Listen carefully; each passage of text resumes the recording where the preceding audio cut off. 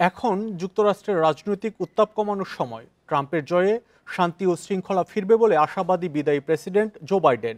নির্বাচনে কমলা হ্যারিসের চেষ্টা অসাধারণ ছিল উল্লেখ করে তিনি জানান, এবার সংবিধান অনুযায়ী ট্রাম্পের কাছে ক্ষমতা হস্তান্তর হবে।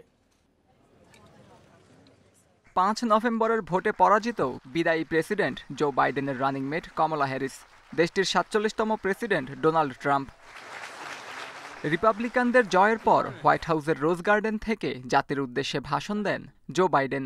এতে তার আহ্বান, এবার যুক্তরাষ্ট্র জুড়ে থাকা রাজনৈতিক উত্তাপ কমাতে হবে। নির্বাচনে যাকে যোগ্য মনে করেছেন তাকেই ভোট দিয়েছেন, তাই একে অন্যের প্রতিপক্ষ হিসেবে না দেখতে হবে সহযোগী হিসেবে। এবার রাজনৈতিক উত্তাপ কমিয়ে আনুন। আমেরিকার নির্বাচনী ব্যবস্থা স্বচ্ছ, তাই জয় বা পরাজয় যাই হোক, এতে আস্থা হারানোর সুযোগ নেই। নিয়ম অনুযায়ী ট্রাম্পের কাছে ক্ষমতা হস্তান্তর করবেন বাইডেন, তবে কমলার পরাজয়ে হতাশ তার প্রশাসনিক কর্মকর্তারা। ভোটের এই ফল ডেমোক্র্যাট পার্টির পরাজয় নয় বলেও মনে করেন বাইডেন। বলেন, কমলার বিজয়ের প্রচেষ্টা ছিল অসাধারণ। আশা করছি ট্রাম্পের জয়ে আমেরিকা শান্তিপূর্ণ ও সুশৃঙ্খল হবে। এ কাজে তার পাশে থাকতে আমরা প্রশাসনকেও নির্দেশনা দেব। আমি দেশের সংবিধানে সম্মান রেখেই ট্রাম্পের কাছে ক্ষমতা হস্তান্তর করব।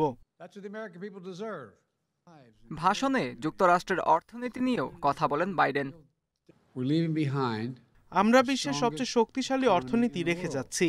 আমি জানি এখনো মানুষের অসুবিধা হচ্ছে এবং পরিস্থিতি দ্রুত পরিবর্তন হচ্ছে। আমরা আমেরিকাকে বদলে দিয়েছি সমৃদ্ধির জন্য। হোয়াইট হাউসে আমন্ত্রণ জানিয়ে ট্রাম্পকে অভিনন্দন জানানোর কথা বলেন বাইডেন। সে আমন্ত্রণ গ্রহণও করেছেন নতুন প্রেসিডেন্ট।